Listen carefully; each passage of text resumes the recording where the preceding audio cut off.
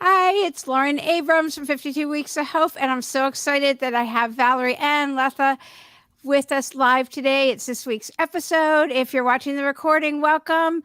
They are the authors of, we all have our books, Shadow Work Journal for Self-Love, and this book is so great. It's got the easiest prompts in it, but first I'll let each of them introduce themselves to you.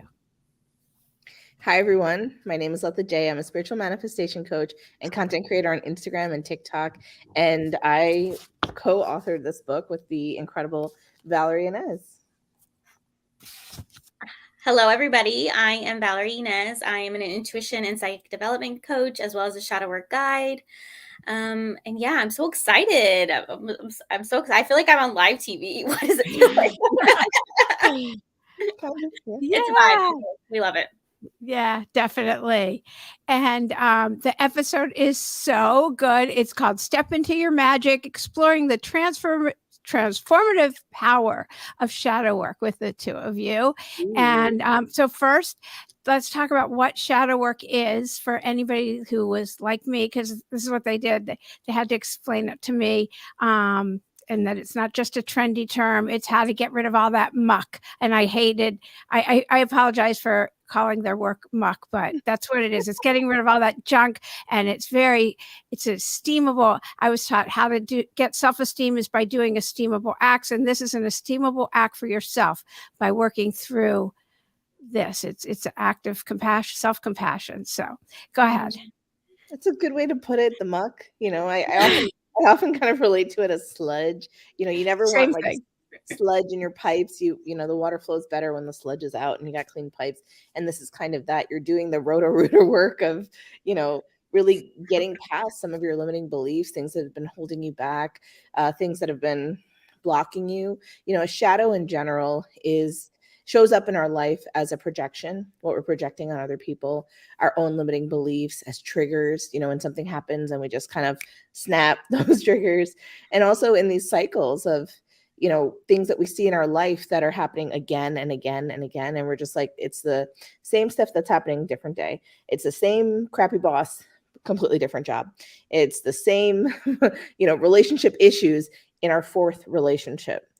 And that's how the shadows kind of like pop up in our life. So those shadow work is really being an observation of your life, essentially, of past impactful events, of current triggers, of what's going on, and being able to kind of draw connections there and see what there is and be accepting and loving. So for somebody listening, let's give people listening now some tools that they can use, because maybe they have a sense that life's passing them by, or they're lonely or so burnt out, and it's all the stuff underneath. And some easy, it's never easy. I mean, the prompts in your books are easy, but it's to get underneath that. They might not even be aware of what's going on, or really. So Valerie, I know that you did this work, and well, you both did. I mean, everybody's done the work, or that's how you get to the other side to manifest what it is that you really want to do and be. So go ahead.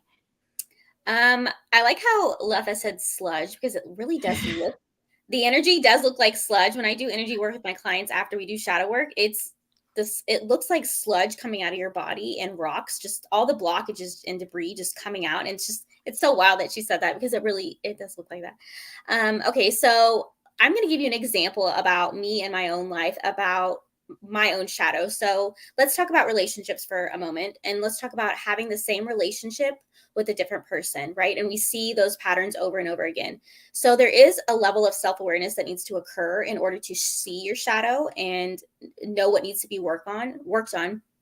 But for me, I feel like I was in the same relationship with a different person. It was always toxic. It was dramatic. It was verbally abusive. And it was just all the terrible things that a relationship shouldn't be, right? And I remember walking around my neighborhood one day thinking everybody else was living the same kind of life that I was. And then it just hit me like, oh, wow, this is not normal. I'm sure people are like vibing and having the best time of their life, in whatever capacity that looks like. But for me, I was miserable and I hated my relationship. And seeing that and realizing that wasn't normal, and that was an aspect that I allowed into my life by by not putting a stop to it and realizing that I deserve so much more, right? That was an aspect of my own shadow, because that was what I had seen in my life and what I had welcomed into my own relationship. And now I've been actually single for almost 2 years now, and it feels so good. I feel like I can see me again, right? And no one is allowed into my space unless I give you permission and access into my energy, because I am so incredibly worthy of having a mature, emotionally available, and intelligent human being in my life. Okay, period. Yeah.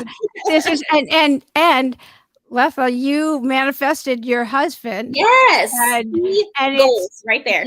Yeah, I manifested mine too. I have this great picture of I manifested this. I'm like on his back, you know, like I manifested this. And go ahead. That really came on the heels of doing a lot of shadow work. Oh, right? yeah. I had been married earlier in my life, in my early 20s, and that exploded. It was not a good, healthy relationship at all. And coming out of it, I had all of these shadows that had popped up in my life and all these limiting beliefs about what I was worthy of and what if I was lovable or not. And everybody cheats and all of these ideas, right? And I had to do so much shadow work to really like dispel those shadows and to understand what was there for me and what my own self-worth was. And then one day, literally, he just popped out of the ether and was, gifted to me. And I mean, we've been together for almost 10 years now, and we have a really incredible relationship. And that's not to say we never argue. We argue all the time, but it's always to the sense of, completion. Like we never go to bed mad at each other. It's always like a discussion and an evolution of what we have and what we're, mad about or what we're upset about. And it's a really healthy relationship. Yeah, go figure, huh? Yeah. Yeah. And yeah, totally, Valerie, goals. And you can write out anything that you want. You can, and this is what you did too, which I did too. Absolutely. And in any area of your life. So when you've got these limiting beliefs and maybe you're aware of it, maybe you aren't. And I mean, I tell people just write out what's going on or meditate for a few minutes and ask the universe, however it is.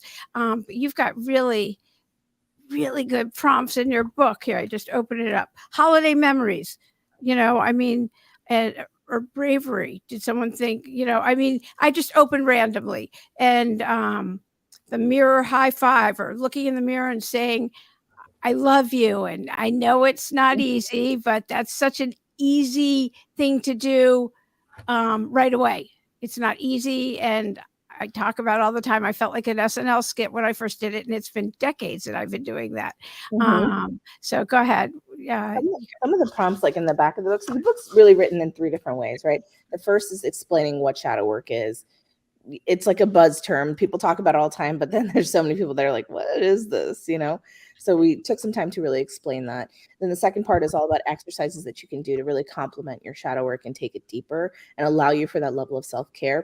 And then in the back, we have, I think it's over 60, 70 prompts about shadow work. And a lot of them are prompts that I've used in my life, right? Relationship release. Actually, I just turned to this. Which relationships in your life no longer serve you? What would happen if you release these relationships? And it might sound like such a simple question, but listen, when you're in the trenches and you're just coming out of a divorce or a breakup and you got like all the sludge that you're dealing with, answering that question in depth is just really transformative, because you can actually see what's there, that there's more there. It gets you thinking. It gets you kind of moving your mind in a way that you probably wouldn't have allowed otherwise, because there's pain or there's feelings of anger, resentment, whatever is coming up for you. But when you're writing, it almost feels safe. It feels safe to just say what you want. And at the end, if you don't like what you write, you throw it away. It's okay. It doesn't matter. Yeah. Before it was not, we can't do this here, but years ago, after I did a lot of this, we would burn it, ceremonially burn it. Now it goes in the shredder, because you can't do that anymore, environmentally. And I'm in California anyway. We don't burn anything. But anyway, Valerie, I'll let you go. I just want to read one of the prompts that is really transformative, because I notice this a lot with my clients, that we equate success with our self-worth and with money. And success can come in a variety of different ways. Like, you can be successful into knowing who you are and living authentically. You can be successful in feeling peace and joy in your life and not repeating the same drama that you had your whole life. But this one just says, describe how status and income affect your sense of self-worth. Easy, right? That is so good, because there are so many burnt out, type A overachieving moms. Oh yeah. Who aren't happy. They have forgotten they're not living in joy. And they almost want to they may be at the pinnacle, at the top. They may be CEO, but they're not enjoying relationships, their kids, anything. And they're lonely because they can't talk to anyone or tell anyone. And they really don't even want to be there anymore. They would rather be you guys with your own businesses, creators, and have time with their kids and laugh. They've forgotten how to laugh. What would you tell them? And I'd like to, each of you can go ahead. I would say that I think for the first thing, for like a busy parent, mom, dad, whatever, caretaker, it's so important to schedule me time, self-care time in your week. Honestly, when I create my schedule, that's the first thing I put in. And in the beginning, when I started to do this, I was like, oh, this is selfish. It feels weird, But what I realized was if I don't get that time, then I'm not really as powerful or useful as I could be in all other areas of my life. I get frustrated with my kids easier. I'm just a little bit more grumpy here and there. I don't want to do this. I get tired. I get resentful about my life because I haven't taken the time to actually pour into myself, into my own cup. And, me time can look like taking, some time every day to meditate. That's always first thing in my schedule. It could look like me scheduling, hey, my monthly massage or getting my hair done or something like that. Self-care time can look like me talking to my accountant to figure out what the heck is going on in my finances or what I need to catch up on. Like self-care can look in so many different ways. It might be that chocolate and bubble bath. It might be, whatever I need that week, but I make sure that that is scheduled into my routine so that I'm taken care of first. And then it's like fueling up your car, I want to fuel up myself so that then I can get the distance with my kids, with my family, with my jobs, like everything. That's so good. Yeah. I love that. Go ahead, Valerie. I agree. And I want to mention that you may see us looking like we're successful and happy and thriving and all the things, but you also didn't see all the work that it took to get here, which is when we wrote this book, we were literally walking through our shadows, diving into this book, but also having to be business owners and showing up as authors. So I just want to let's just ground our energy for just a minute and know that it took a lot of healing and dedication to get where we are today. Because I don't want to be toxic positivity and, it's just so easy. It's really not. I mean, honestly, I think it's so imperative to put healing into your calendar and make space for that, because we, especially as mothers, you show up and you're immediately bombarded with a child, right? Or your job or your partner or whatever. And if you don't take time to cultivate self-care and self-love, you're going to be dragged out and you're going to be burnt out because you're always pouring into other people when you don't have anything left over. And so I agree with Latha. I always meditate in the morning. My kids know meditation time is mommy's time, period. Okay. Just give me just 10 minutes to just figure out what's going on in my body, and then I can take care of you. And it's something that I've consistently practiced over the years. In the beginning, I'm not going to lie, it was really, really difficult. They didn't understand what even 10 minutes was, but now I can hear them when I close my door that, shh, mommy's meditating. Just give it 10 minutes. They know this is my time. I'm worthy of that time, right? I take care of you literally all day. Just give me 10 minutes, and it can really make such a positive impact in your day. And also I want to say, get off your phone in the morning. You should not be checking social media, emails, text messages for the first 30 minutes of your day at least, so that you can check in with your energy and your divine power before you start worrying about everyone else's stuff, right? And comparison and all the things. That has been really transformative in my own life. And what I tell all my clients, don't get on your phone in the morning. I want to add one more thing. In the space of self-care, I think having community is really important. So whether it's like you setting up a girls' date or going out or doing a pottery class or something like that, or even joining like an online community where you can feel supported and loved, it's imperative. I have seen people grow exponentially when they have support. And it's just like even having someone to like a group to talk to vent to get advice from, or to commiserate with sometimes, or just say like, this is happening for me. And then other people jump in and said, yeah, I went through that too. And I'll let you know there's another side to it. Right. It gives you this sense of solace, and community is so important. And I think a lot of times, especially now, we don't take the time to form community, to exist in community. Everything is so isolated. We all live on our own. There's no village. We always hear this, no more village to raise your kids. I mean, it's kind of true, but it's really about what are you creating? How are you creating that village for yourself in some aspects? Yeah, definitely. And the community doesn't have to be thousands of people. It can be a few of like-minded people. And having that place to vent is so important. And community and service are the best ways to stay healthy. It keeps us healthy. Those are the overarching messages from all my messages of hope. Is helping others, which you guys definitely do, and having that community. Your episode really goes into shadow work, how you've both been through the trenches and what you've done. So I can't stress enough how much you guys listen to the episode. So good. I really, really love that. Are there tools that you both use besides meditation that you would like to, before we end, that you really want to stress? By the way, their TikToks are amazing. If you go to either their TikToks, both of theirs, they're just a plethora of information that you can use right now. That actually is full of tools. So go ahead.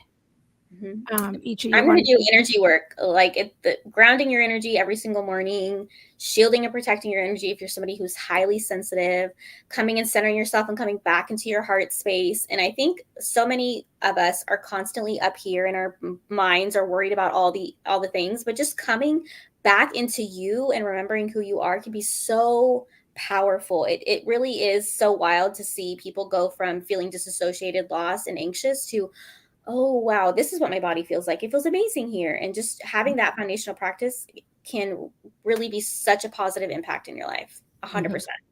And I just want it for anybody who doesn't know how to shield their energy or protect their energy. Do you want to just give how you do that?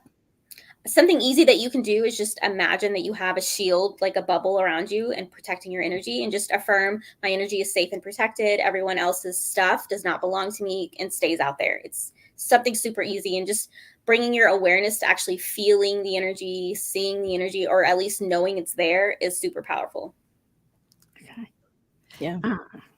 I was going to say, really spending time in nature. I think that changes things so much for you. It allows you to ground. It allows you to breathe fresh air and connect on a whole different level, like taking your shoes off and putting your bare feet on the ground.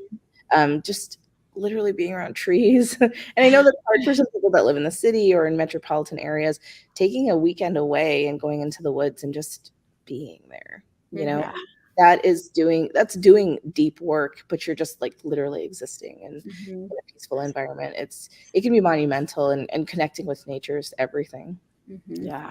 Oh, absolutely. This is so good. So do you guys want to say where everyone can find you? Well, I've got all the links are right below in the notes, and also on the website at 52weeksofhope.com is the episode and all of your links and a link to your book. So if you want to give any final thoughts, you can each go ahead. Sure, yeah. If you guys want to find me on TikTok or Instagram, you can follow me. My username is Latha_Jay, and you can find my website. It's www.lathajay.com. And I just want to leave you guys with a moment of thought of really expanding upon kindness to yourself and to others, and just know that the kinder you are in the world, there's more kindness in the world. And I know that it might sound like a weird topic, but it's true. The more the kindness that we put out, the more kindness exists for all of us to kind of interact with. Definitely. You can find me on TikTok at Valerie_Inez and on Instagram at Valerie Inez 111. My website is ValerieInez.com.